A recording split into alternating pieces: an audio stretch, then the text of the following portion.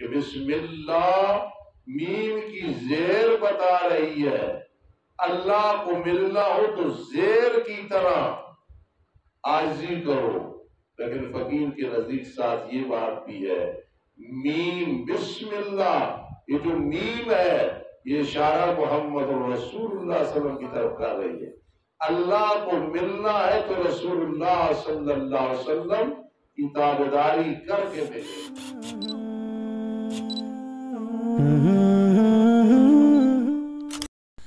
Al-Faruqi media, only Islamic releases. ومن اصدق من اللہ قیلا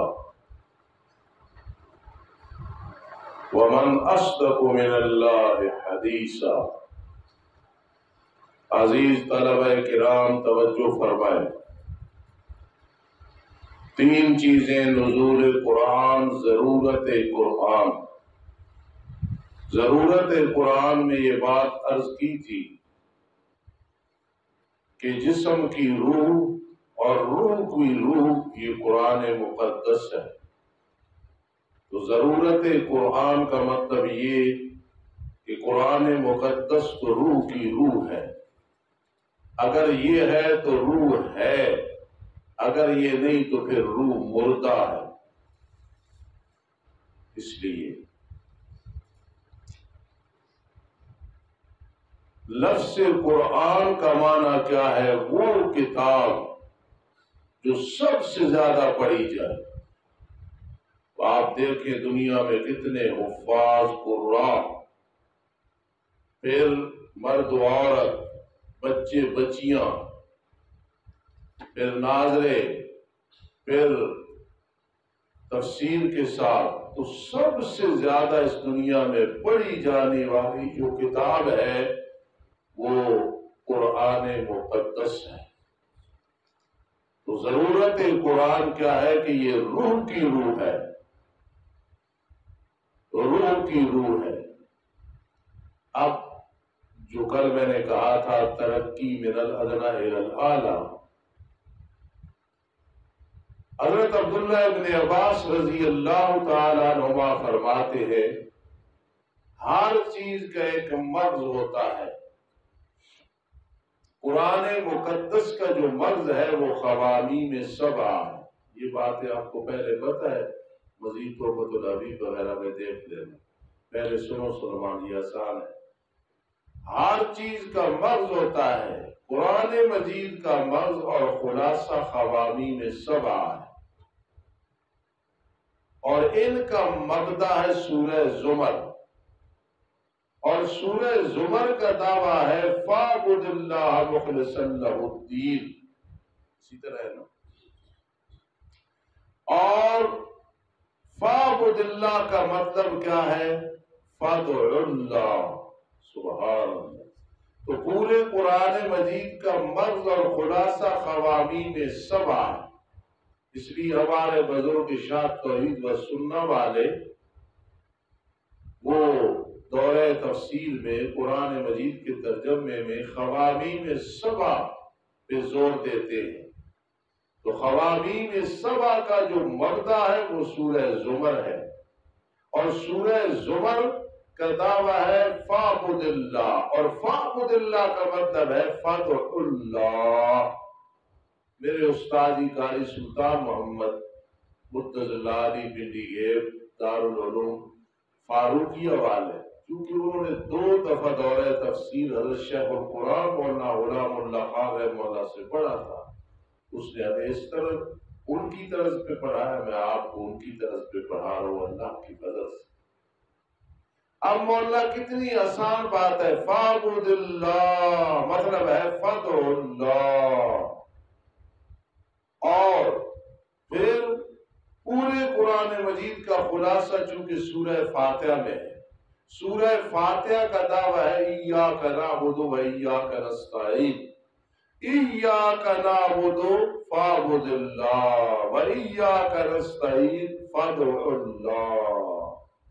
کیسے منطبق ہو گئی بات کہ خوامیم سے ہم آگئے سورہ زمر، زمر کا مطلب خوامیم سجدہ ہے نا جی، سورہ زمر کے بعد کون سورت ہے؟ خامی خامی مومن. تو خامی مومن نے مطلب بتا دیا فَاعْبُدِ اللَّهَ کا فَادْعُ اللَّهَ. پھر اس کا خلاصہ آگیا ایاک آگے. پھر ایاک نعبد و ایاک نستعین کا خلاصہ آ گیا بسم اللہ الرحمن الرحیم میں. اور بسم اللہ الرحمن الرحیم کا خلاصہ آ گیا بسم اللہ کی با میں. اور با ہے استعانت کے لیے، مدد طلب کرنے کے لیے. تو آپ پورے قرآن کا پھر خلاصہ کیا نکلا؟ با میں آ گیا. وہ کیا؟ استعینوا باللہ. اگر آپ سے کوئی کہے کہ قرآن مجید کا خلاصہ کیا ہے، جس طرح مولانا احمد علی لاہوری رحمہ اللہ فرماتے تھے، میرے ایک پاؤں گاڑی میں اخبار میں مجھے کوئی کہے تو میں قرآن کا خلاصہ بیان کر سکتا ہوں. عبادت اللہ کی، اطاعت رسول اللہ صلی اللہ علیہ وسلم کی، اور خدمت مخلوق کی.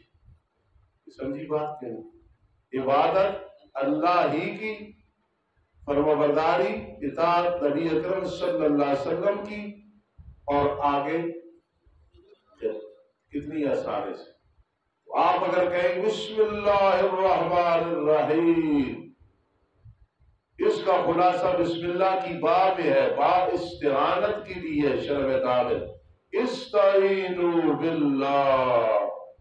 لوگوں کو سمجھانا ہے زندگی میں قرآن کا خلاصہ، دعویٰ، مغز، مرکز وہ ہے استعینوا باللہ. مشکلات میں پھنس جاؤ گے تو صرف اللہ کو پکارو. پھنساتا بھی خود ہے، چاہے سزا کے لیے چاہے آزمائش کے لیے، پھر نکالتا بھی خود ہے. قرآن مجید میں یونس علیہ السلام کرے لا الہ الا انت سبحانک انی. کبھی حضرت نوح ہے رب لا تذرنی رب لا تذر علی الارض من الکافرین دیارا. کبھی حضرت زکریا ہے اذ نادى ربہ نداء خفیا. کبھی آدم علیہ السلام ربنا ظلمنا. کبھی موسیٰ علیہ السلام رب انی لما انزلت الی من خیر فقیر. کبھی حضرت عیسیٰ ہے. تمام انبیاء کرام علیہ السلام. پھر محمد الرسول اللہ صلی اللہ علیہ وسلم اللہ ہی کو کیا کیا ہے؟ پکار. تو بسم اللہ میں جو با ہے یہ پورے قرآن کا خلاصہ ہے. ایک اور بات سمجھے، ایک ہمارے ساتھی ہیں، دوست ہیں، اچھے، ہم سے زیادہ نیک لائق ہیں. انہوں نے ایک دفعہ تفسیر روح المعانی خریدی تو مجھے کہنے لگے کہ استاد جی سارے پیسے نکل آئے. روح المعانی کا جب میں نے پہلا مطالعہ کیا تو اس میں آیا کہ بسم اللہ لفظ اللہ سے پہلے میم ہے، میم کے نیچے زیر ہے. اللہ بہت بڑی ذات ہے. علامہ آلوسی لکھتے ہیں اللہ کو ملنے کے لیے عاجزی چاہیے. کچھ نہیں کچھ نہیں کچھ نہیں کچھ نہیں، عاجزی کرو گے تو پھر اللہ ملے گا. بسم اللہ. علامہ آلوسی بہت بڑے آدمی تھے. تفسیر روح المعانی جب سے یہ ہمارا مدرسہ بنا اس سے بعد جو خطیب آئے جو فوت ہو گئے اللہ غریب کی رحمت فرمائے، اس وقت سے ہمارے پاس ہے. ادھر پڑھی ہے روح المعانی، اس میں یہ نکتہ ہے کہ اللہ کو ملنے کے لیے عاجزی چاہیے. بسم اللہ. غلام درد قاضی شمس الدین علیہ رحمت فرماتے تھے ہم رجال نحن رجال. جو پہلے لوگ باتیں کر گئے وہ بھی انسان، ہم بھی انسان. اگر وہ اپنا ذوق بیان کر سکتے ہیں تو ہم بھی کر سکتے ہیں. فقیر کے نزدیک یہ ہے کہ بسم اللہ میم کی زیر بتا رہی ہے. اللہ کو ملنا ہو تو زیر کی طرح عاجزی کرو. لیکن فقیر کے نزدیک ساتھ یہ بات بھی ہے میم بسم اللہ یہ جو میم ہے یہ اشارہ محمد رسول اللہ صلی اللہ علیہ وسلم کی طرف کر رہی ہے. اللہ کو ملنا ہے تو رسول اللہ صلی اللہ علیہ وسلم کی تابعداری کر کے ملے۔ ایک آدمی کہ میں صبح کی 4 سنتیں پڑھتا ہوں اللہ کو مل رہا ہے، نہیں، 2 سنتیں ہیں، جو 2 ہے وہ پڑھنی۔ وہاں کلا کوئی سنت بھی ہے اس کو چھوڑ کے وہ بدعت ہے، چاہے وہ مکہ المکرمہ میں ہو، چاہے مدینہ منورہ میں ہو، چاہے بصرہ میں ہو، چاہے کوفہ میں ہو، چاہے بغداد میں ہو، چاہے پاکستان میں ہو، چاہے ہندوستان میں ہو۔ اس لیے علامہ آلوسی کہتے ہیں، زیر بتا رہی ہے اللہ کو ملنے کے لیے عاجزی چاہیے، من تواضع للہ رفعہ اللہ۔ نبی علیہ السلام نے اللہ کے سامنے عاجزی کی، رب ذوالجلال نے معراج کرا دی۔ مخلوق کے ساتھ کی عاجزی، اللہ نے شفاعت کبریٰ عطا فرما دی۔ دوسری بات فقیر کی بھی یاد رکھنا، میم سے مراد محمد الرسول اللہ صلی اللہ علیہ وسلم ہے۔ اگر اللہ کو ملنا ہے تو رسول اللہ صلی اللہ علیہ وسلم کی اطاعت کر کے مل سکو گے۔ من یطع الرسول فقد اطاع اللہ۔ آج کوشش کرنا ہے کہ کل سورہ فاتحہ کا ترجمہ شروع ہو جائے، اس لیے ضرورت قرآن پہ آج جو بات ہوئی ہے تو عبداللہ ابن عباس رضی اللہ تعالیٰ عنہ کے حوالے سے خوابین سبع پہ بات ہوئی کہ ان کا مبدا سورہ زمر کا ہے، فاعبد اللہ کا فدع اللہ، پھر ایاک نعبد و ایاک نستعین، پھر بسم اللہ الرحمن الرحیم، پھر بار استعانت کی۔ اگلی جو بات ہے علامہ آلوسی رحمہ اللہ تعالیٰ کا نقطہ، پھر آپ کے فقیر استاد کا نقطہ، یہ ایک ٹرن ہو گیا، بات ختم ہو گئی، اور ہم چل کس پہ رہے ہیں؟ ضرورت قرآن پہ، کہ روح کی روح۔ اب اگلی بات آئی کہ علامہ شبیر احمد عثمانی رحمہ اللہ تعالی وہ فرماتے ہیں قرآن مقدس میں کل 6 مضامین ہیں۔ توحید ایک، رسالت 2، قیامت 3، احکام 4، ماننے والوں کا ذکر 5، نہ ماننے والوں کا ذکر 6۔ اس پہ انشاءاللہ نماز کے بعد پھر تشریح ہوئی۔ تو کتنے مضمون آ گئے؟ توحید، رسالت، قیامت، احکام، ماننے والوں کا ذکر، نہ ماننے والوں کا ذکر۔ یہ مولانا حسین علی الوانی وہاں بچروی، پہلے ابو بکر تھا، اب یہ انشاءاللہ اس کا آخری سال ہے، وہ ایک اور ساتھی آ گیا، تو اللہ کے فضل سے کوئی نہ کوئی برکت رونق ہمارے پاس رہے گی وہاں بچرا کے حوالے سے، الحمدللہ۔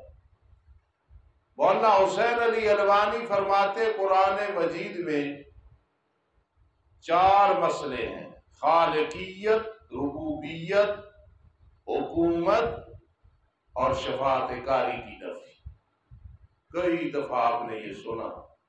پہلا حصہ سورہ فاتحہ سے 4 حصے مائدہ تک، دوسرا انعام سے بنی اسرائیل تک، تیسرا بولو سورہ کاف سے احزاب تک، اور چوتھا سبا سے لے کے والناس تک، یہ ابو بساتی میں لگا دیں۔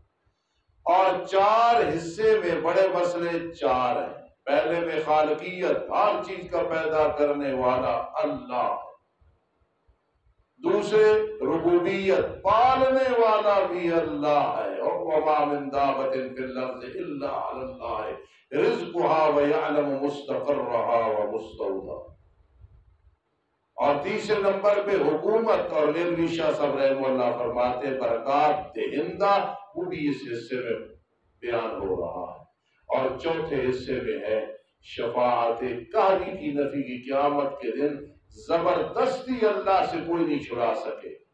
بریلوی حضرات کہتے ہیں خدا کا پکڑا چھڑائے محمد صلی اللہ علیہ وسلم، محمد کا پکڑا چھڑا کوئی نہیں سکتا۔ شفاعت کاری اس کی نفی ہے۔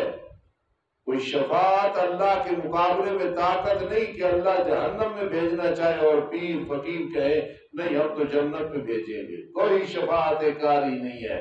شفاعت مسنونہ ہے، حافظ، قاری، چھوٹے بچے، حاجی، جی شہید، یہ سب شفاعت کریں گے، مسنونہ اللہ کی رحمت ہوگی۔ اور سب سے بڑی شفاعت محمد الرسول اللہ صلی اللہ علیہ وسلم کریں گے۔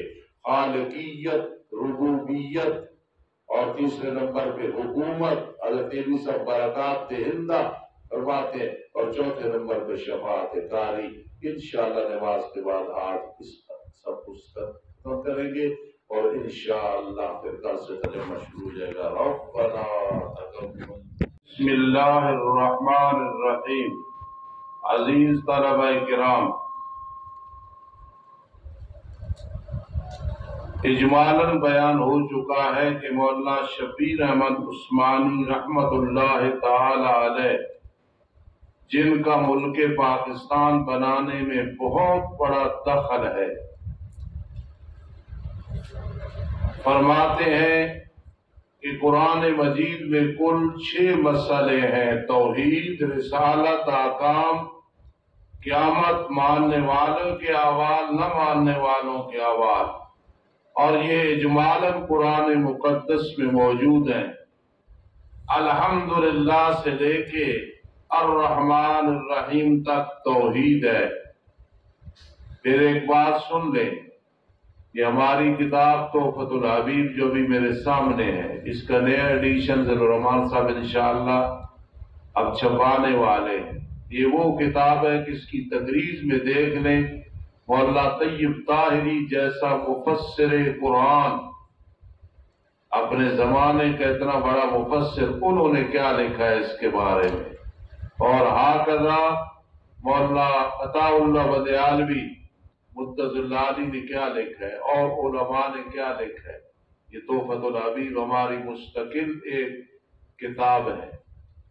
تو اس میں نے بدیالوی صاحب سے پوچھا تھا کہ آپ کو یہ زیادہ کیوں پسند آئی کتاب؟ فرمایا کہ آپ نے سب بزرگوں کو اکٹھا کر دیا ہے۔ سب سے پہلے ہم ربط حضرت قائص صاحب کا اس میں ہے، پھر حضرت شیخ کا ہے، پھر نیلوی شاہ صاحب، مولانا طاہر پنجبیری، پھر یہ فقیر عاجز۔ تو الحمدللہ اس کو ایک مقام حاصل ہے۔ آقذا اجراء العلوم الخمسہ، میں نے کسی کی نقل نہیں لگائی، اپنے ذوق کے ساتھ 5 علم ایک ایک آیت پہ سیٹ کیے ہیں۔ نصیب الرحمان جاگ کے صرف، نحو، علم ادب، منطق اور علم معانی، ان کو سیٹ کیا ہے۔ اجراء العلوم، اس پہ حضرت طیب طاہری نے لکھا ہے 5 رکنی اجراء اور 5 پیر، ان کی آپس میں بڑی مناسبت ہے، یہ حضرت نے لکھا۔ مولانا افضل شاکر مدظ اللہ علی، فیصل آباد میں ہماری جماعت کے مدرسہ ہے، اس میں بہت بڑے شیخ الحدیث ہیں، انہوں نے اس کے بارے میں جو لکھا ہے تو وہ بھی پڑھ لینا، وہ ہم سبقاً پڑھاتے ہیں۔ اور یہ کسی لائبریری میں مجھے نہیں ملا کہ ایک آیت یا ایک حدیث پہ 5 علم سیٹ کیے گئے ہوں، لیکن یہ میں نے اپنے ذوق اور شوق سے کیا ہے۔ اور تیسرے نمبر پہ یہ حبیبیہ شرح سراجیہ، الحمدللہ الحمدللہ، وہ اپنی مثال آپ ہے۔ اب عطا الرحمان صاحب نے ایک کام کیا ہے جو اپنی مثال آپ ہے کہ قافیہ ہمارا بہت مشہور ہے، اس میں 350 یا 450 بھی بعضوں نے اعتراض نقل کیے ہیں جو میں کراتا ہوں، اعتراض اور جواب۔ اب دوسرے اساتذہ پڑھاتے ہیں، پہلے میں خود پڑھاتا تھا، تو عطا الرحمان صاحب نے چونکہ مجھ سے پڑھا تو انہوں نے اس کو شائع کرایا۔ شائع کا یہ مطلب کہ اس کی کمپوزنگ ہو گئی، ابھی وہ انشاءاللہ منظر عام پہ آ جائے گا، وہ طلباء اور مدرسین کے لیے انشاءاللہ مفید ہوگا۔ کمپوزنگ اس کی مکمل ہو گئی، مولانا عبدالباسط صاحب نے کی ہے، الحمدللہ۔ اب دعا کریں، ایک بہت بڑا کام ہے، التعلیق الحبیب علی مشکات المصابیح، کی پوری مشکات کی جو 6000 حدیثیں ہیں تقریباً، ان سب کا میں نے ربط بیان کیا، ضروری چیزیں بیان کی۔ مفتی انعام الرحمان صاحب کہتے ہیں کہ ابو جی آپ کی وہ مشکات کی کاپی ہمیں دورہ حدیث شریف میں بہت کام آئی، تو الحمدللہ الحمدللہ۔ اور اگلے سال انشاءاللہ آپ کو بخاری و مسلم کی کاپی بھی انشاءاللہ تعالی ملے گی۔ تو یہ بات اس لیے کی ہے کہ ہماری تحفۃ الحبیب میں یہ چیز لکھی ہے، الحمد سے لے کے الرحمن الرحیم تک توحید، مالک یوم الدین میں قیامت، ایاک نعبد وَإِيَّاكَ نَسْتَعِينُ اور اهْدِنَا الصِّرَاطَ الْمُسْتَقِيم میں آکام جی نعبدو سے عبادت کے تمام طرق و آکام اور الصراط المستقیم میں تمام آکام شرعیہ مراد ہے.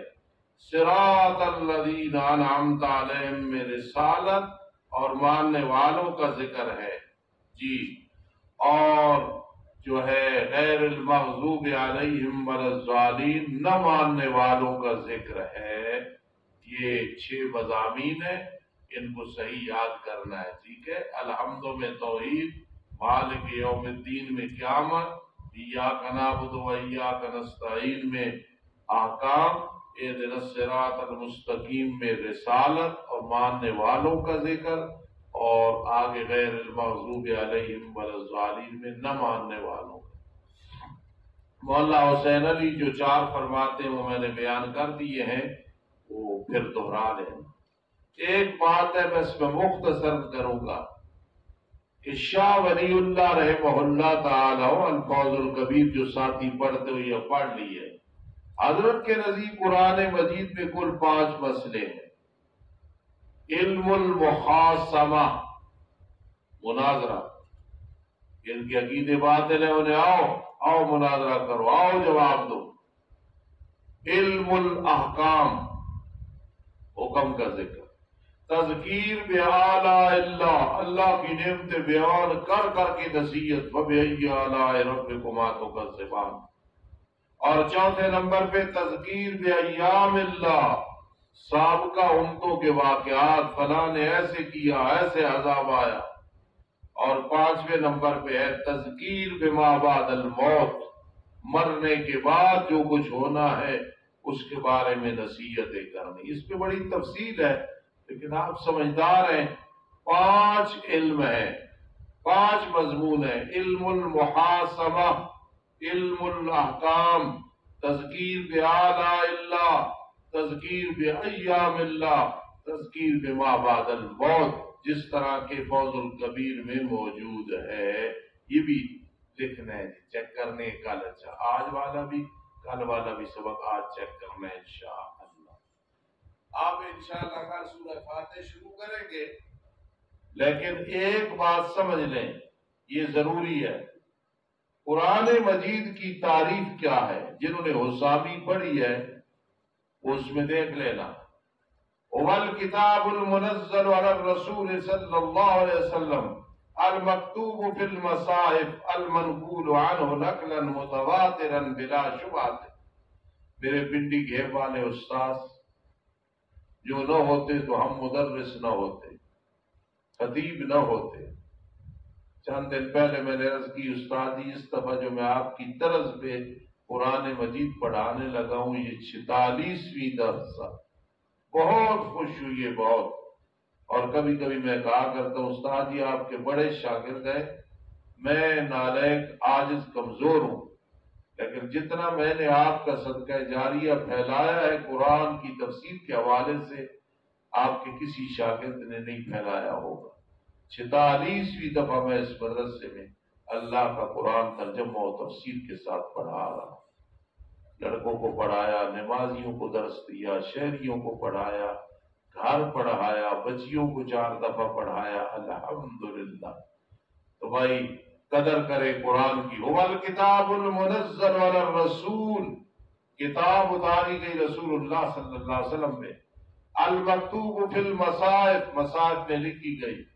المنقول عنہ نقلا متواترا، آپ سے منقول ہے اور نقل متواتر، مشہور اور غریب عزیز نہیں بلکہ شروع سے تواتر آ رہا ہے، کوئی اس میں شبہ نہیں. یہ زبانی یاد کریں گے. قرآن کا موضوع کیا ہے؟ مولوی عمر فاروق الانسان وانہ مکلف. نام کا موضوع کیا ہے؟ کلمہ کلام. منطق کا موضوع کیا ہے؟ تصور تصدیق.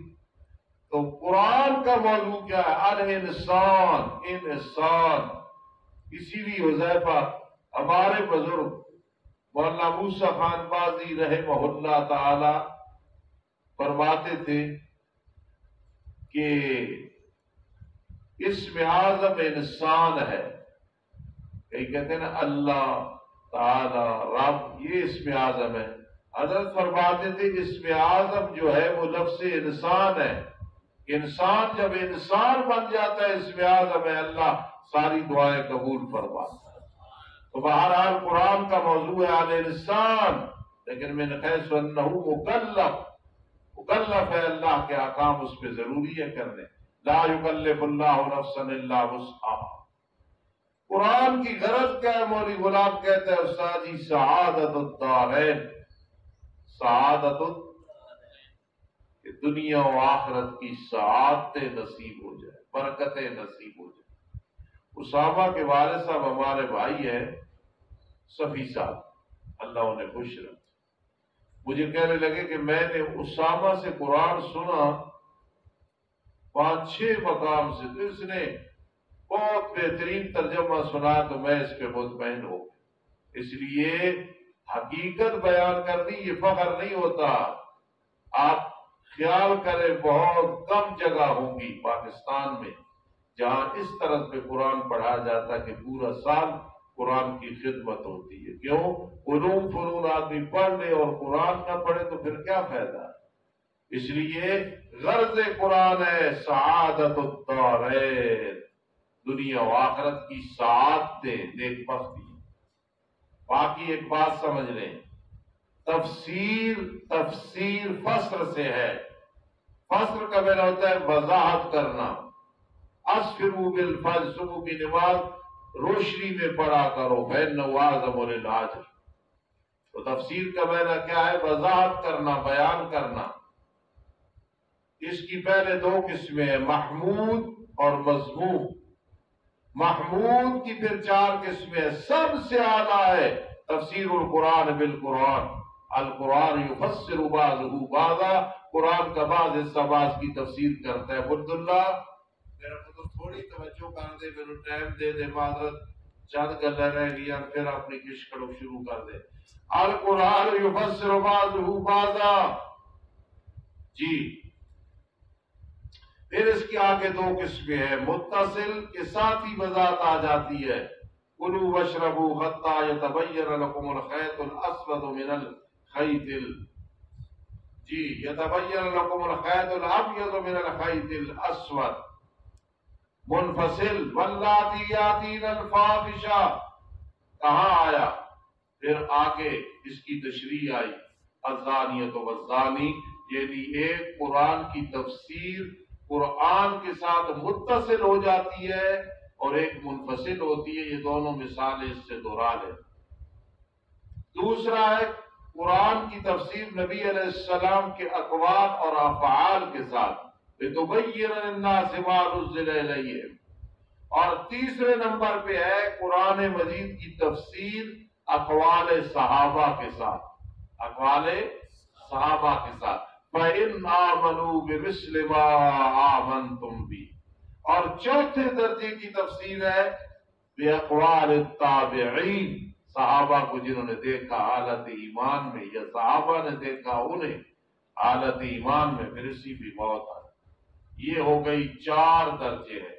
باقی آخری درجے کی تفسیر سن لیں، تفسیر القرآن بے اقوال تبع تابعین بھی آتی ہے، وہ بھی صحابہ کے ضمن میں ہوگی، تابعین کے ضمن میں۔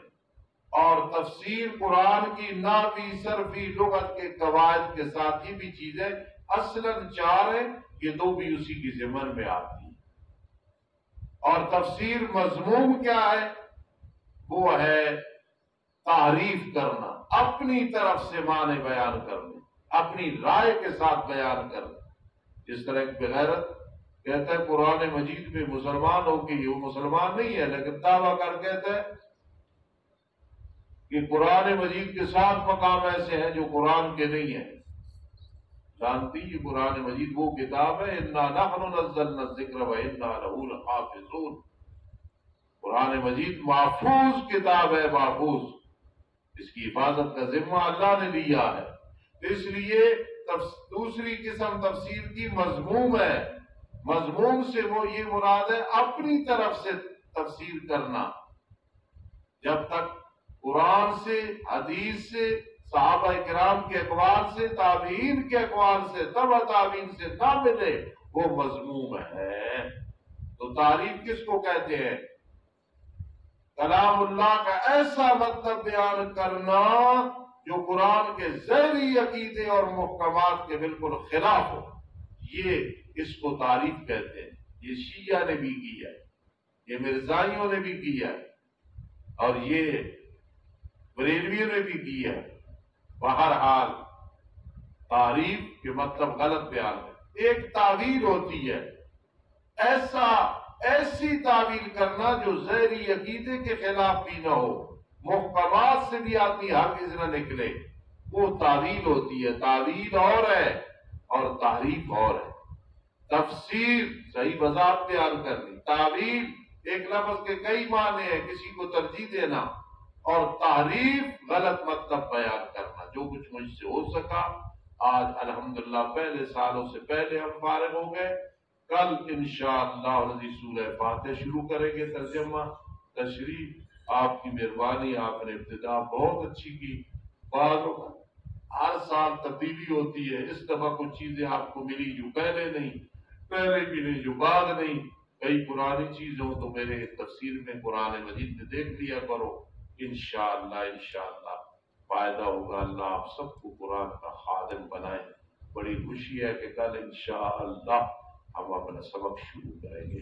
باقی رہی اصطلاحات وہ مفتی نام الرحمان صاحب یا طارمان صاحب یا کوئی انشاءاللہ العزیز کسی 2-3 دن میں بیان کر دے گا یا میں کر دوں گا جو اصطلاحات ہے ہماری۔ پھر سمجھ لیں قرآن کی جو سند ہے، ایک واسطہ حضرت شیخ القرآن مولانا غلام اللہ خان، اور انہوں نے پڑھا ہے مولانا حسین علی الوانی سے۔